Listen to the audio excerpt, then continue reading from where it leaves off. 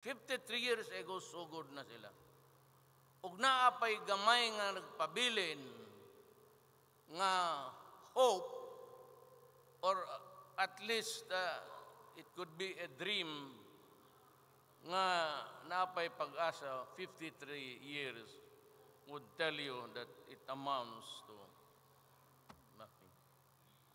So ana akong gisulti sa mga sundalo, sulti na ako sa mga pulis, tapuson ta na lang ni. Either kitay mo surrender o sila'y mo surrender. Either kitay mahurot o hotdon gyud nato sila. Ang ilang gusto, armed struggle. The world itself, or the words connotate violence. Pero pagpresentar sila sa ilang kausa before the international body, before the human rights, pong pulpul nga dako, siya ro di mo kasabot anang yawa. Ano ka kinabuhat nila? How stupid can you get? Labi na si Gascon. Putang ina, hindi ko tamalaman kung paano mo intindi. Do you think, ako, nung isang adlaw, duha ka pulis na ako, binakog namatay na libre ra. And we are suffering losses sa drug war. Ngunang akong giingon, ug dili nato ni makabot. Ang akong presidency would really be a failure. Wala ko ikapanghambog. Makapanghambog lang ko, tudason ko ni tanan, patyon ko ni tanang mga durugista. Baya, ako, pagka-mayor na ako, ningon yun ko sa taga Davao. But Davao was a very dangerous place before. We average at about 5 deaths of a soldier or policeman every day. Downtown assassination. Ano ako, kaning mga butang, di maundang. Wala yun. So, tapuson ta yun eh. Wala na yan eh. The 53 years of experience, wala.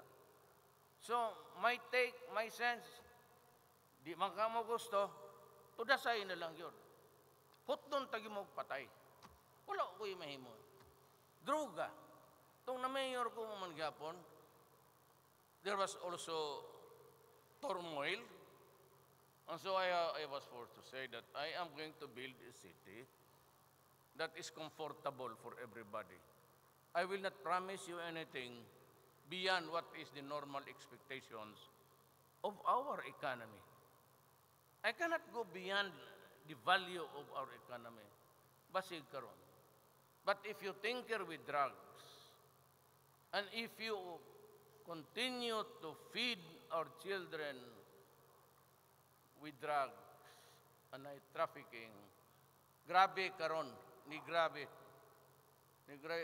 Halos mo surrender na ang mga pulis. Every day, ayaw mo pagtuan ng 1 billion, kunya pagkaugma another 1.3 billion, palusot lang na. Ilan ang paon, diri mo, kaya haron nakapokus ta diya. Actually, there are other billions coming in. Ang Pilipinas, dili contiguous, kita ka island for island. 7,000 islands, mamili ka nag-asa ka landing diya. Di parehag Amerika, usara ka stretch nga border. Ato, pilagod na kayo, imo na tupong-tupungon, malibot na tong kalibutan ang shorelines. Imagine the shorelines of 7,000 islands. Muna, kamong mga durugista dire sa Cagayan, Pilipino man ta, naaman ta ng media dire, putang ina ninyo, patyon tagyod mo. Maniwala kayo sa akin. Pagka-presidente na ako, ningon pa ko, I don't give a shit about human rights. Because if everything falls and this government collapses, walay laing mahal. Hindi mo na sila mamahig nationalista liberal. Ang presidente. So una ko mo sirko nga to sa doong sa impyerno, ipa unahon tamog tukngod nga to. Total ako, wa man po ko mag-ambisyon og langit. Kaysa tinuod lang, walay gwapa dito.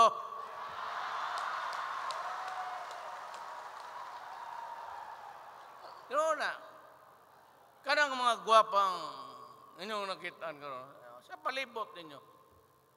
Bayon sa may abilidad anak nila. Di ba makupad kong maingon nga unsay ilang bisyo. Basta,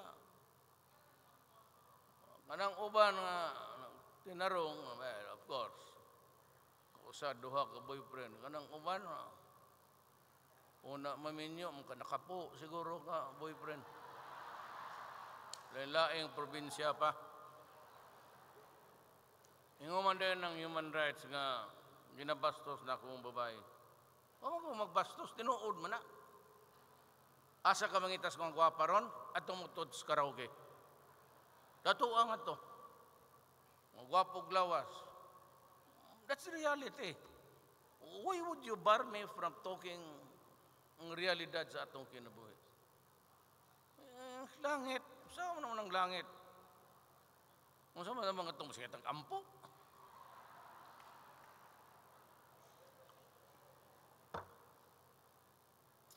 Kaya kong mga pare, iyawa.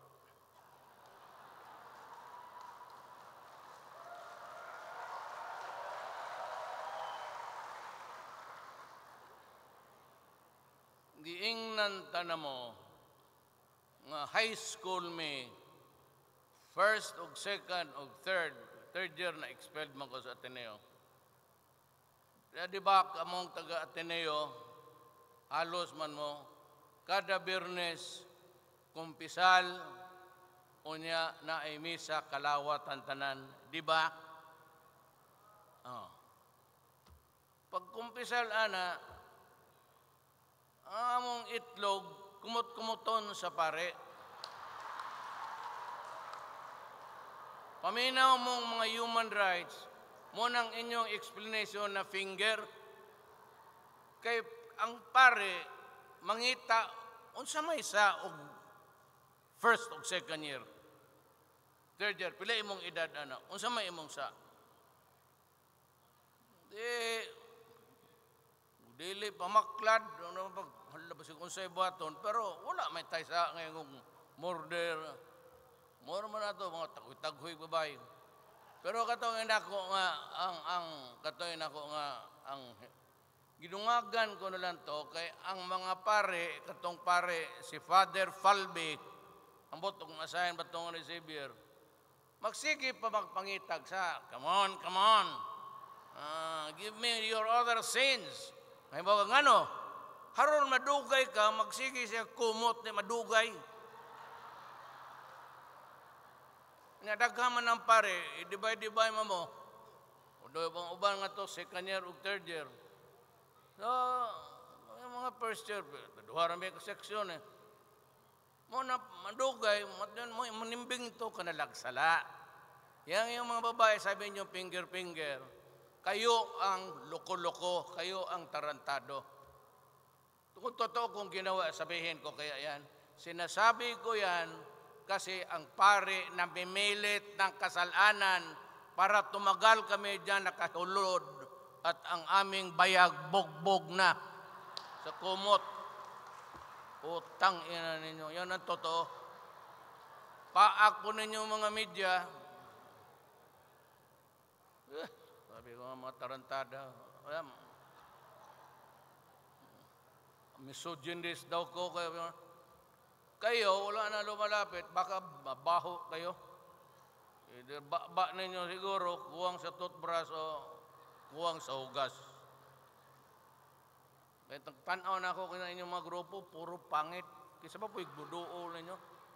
Basta pare, muli kayo ninyo. Totoo lang.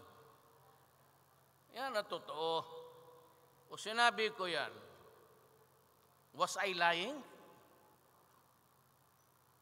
Karon ang Pope mismo, pag ato niya sa Dubai,